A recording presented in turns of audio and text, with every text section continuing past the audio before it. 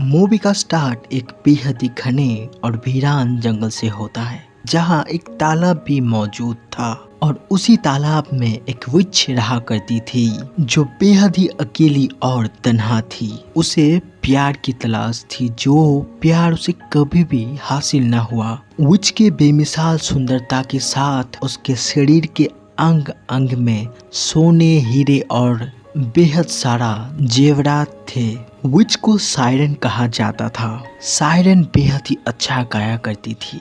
पुरुषों को खुद की तरफ आकर्षित करने के लिए पुरुष उसकी तरफ आकर्षित तो होते थे, लेकिन इसका परिणाम बेहद ही भयानक होता था।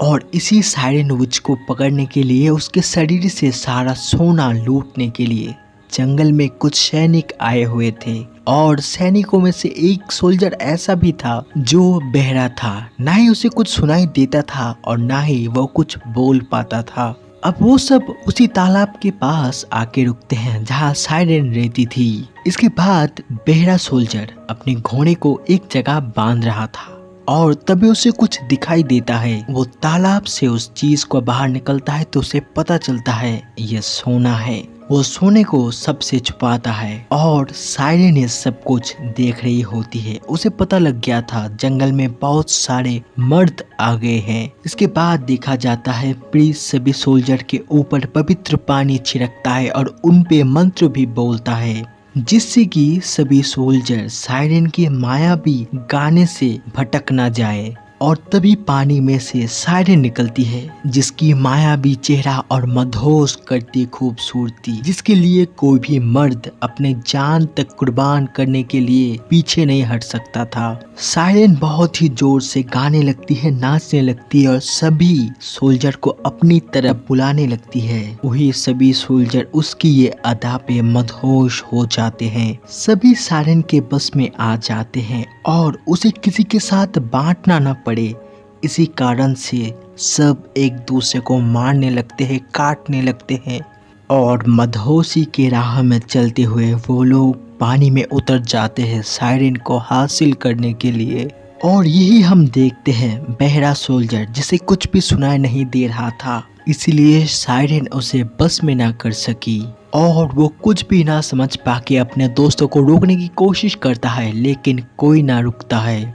वही सभी सायरन के पास जाते हुए एक दूसरे को मारते हुए मृत्यु होती है और कुछ की डूब के, और देखते ही देखते सारा सैनिक डूब जाते हैं और वही उन लोगों की मृत्यु हो जाती है और उनके खून से सारा पानी का रंग लाल हो चुका था। इसी बीच सायरन की नजर बहरे सैनिक पे पड़ती है और सायरन सोचती है ये कैसे ठीक है, इसे क्यों कुछ नहीं हुआ। सायरन की इतनी आवाजें उस पे असर क्यों नहीं कर रही थी। सायरन और जोर से चीखती है लेकिन अगेन उस पे कोई भी असर नहीं होता और बहरा सोल्जर वहां से भागने लगता है। और यही सायरन को एहसास होता है यही वो प्यार है, यही वो पुरुष है जिसकी सायरन को तलाश थी, जिसकी चाह वो रखती थी। अब सैनिक भागते हुए एक पेड़ से टकरा जाता है और गिर जाता है और अब उसे समझ आ गया था घोड़ा पेड़ के बीच फंस गया है और शाम ढल के रात आने को आई थी और इसीलिए जंगल से निकलना नामुमकिन था। वो घोड़े के ऊपर से चद्दर लेता है, फिर एक जगह बैठता है और सो जाता है। फिर आधी रात को सायरन उसके पास आती है और सोल्जर को बड़े ही प्यार से देखती है और उसके शरीर से खुद के शरीर को लगा के सो जाती है, क्योंकि अब सायरन को सोल्जर से सच्चा वाला प्यार हो चुका था। जब सुबह सोल्जर की आंख खुलती है तो उसे सायरन की खूबसूरती नहीं, उसका सोने सा बदन दिखता है और उसे ये सारा सोना चाहिए था। अब सायरन जागती है और उसकी नजर में सोल्जर के लिए प्यार झलक रहा था। वो लाजुक सी होके शर्मा के भागने लगती है। सोल्जर उसका हाथ पकड़ लेता है तो उसके हाथ में कुछ सोने के टुकड़े आ जाते हैं और सोल्जर की आंखों में सोने का लालच साफ नजर आ रहा था और वो सायरन के पीछे भागता है और वही सायरन बेहद ही खुश होती है क्योंकि उसे ऐसा लग रहा था सोल्जर को भी उससे मोहब्बत है, इसीलिए वो उसके पास आना चाहता है और इसीलिए सायरन खुद को सोल्जर के पास सौंप देती है। प्यार के खातिर वो सोल्जर को पाके झूम उठती है, नाचने लगती है और उसे चूम भी लेती है।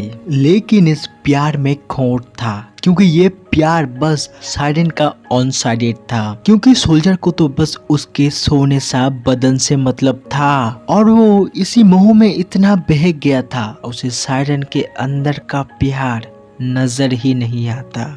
इसलिए सोल्जर को सायरन का छूना, गले मिलना, इवन चूमना तक दर्द दे रहा था और आखिरकार जो नहीं होना चाहिए था वही होता है। वो सायरन को मारता है और उसके शरीर से एक एक सोने का कतरा लूट लेता है, जिससे सायरन को बहुत ही दर्द होता है और उसका बहुत सारा खून निकलता है। और सारा सोना लूटने के बाद वो सायरन के शरीर और उसके मन में रहने वाले प्यार को भी उसी झरने में बहा देता है और सोल्जर सारा सोना लेके आगे बढ़ने लगता है। फिर सायरन को दिखाया जाता है जिसका शरीर तालाब अपने अंदर खींच लेता है और उसके खून से सारा पानी लाल हो जाता है और पानी में सैलाब आ गया था। अब सोल्जर को देखते हैं जो धीरे धीरे कमजोर पड़ने लगा था। वो सोना और अपने किए हुए पाप का वजन वो सह नहीं पा रहा था।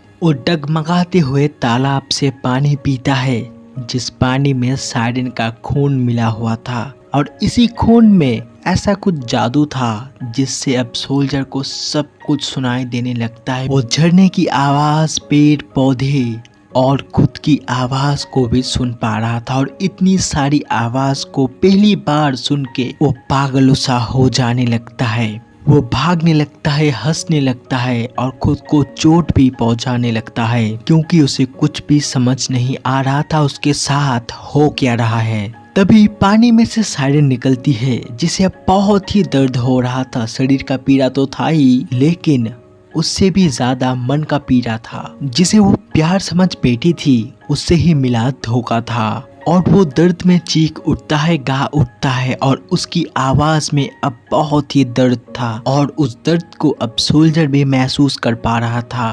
वो पागल सा होने लगता है और सायरन की बुलाने पे वो खींचे चला जाने लगता है, लेकिन अब बहुत ही देर हो चुकी थी। वो उसके पास नहीं पहुंच सकता है और बीच रास्ते में ही पानी में डूबने लगता है और उसे अपनी गलती का एहसास बाकायदा हो रहा था और वो मरते हुए उसकी बेजान शरीर सभी लाशों के ढेर में आके गिरती है और उसे मारते हुए सायरन को भी दर्द हुआ था, क्योंकि उसका प्यार सच्चा था और उसके ही हाथों उसके प्यार की मौत हुई थी। फिर सोल्जर की बेजान लाश दिखाई जाती है और उसकी ही लालच ने उसे उस शहर में पहुंचा दिया है जहां से ना कोई लौट पाया है न लौट पाएगा। और इस बात का प्रायश्चित सोल्जर को भी हुआ था और यही मूवी का एंड हो जाता है।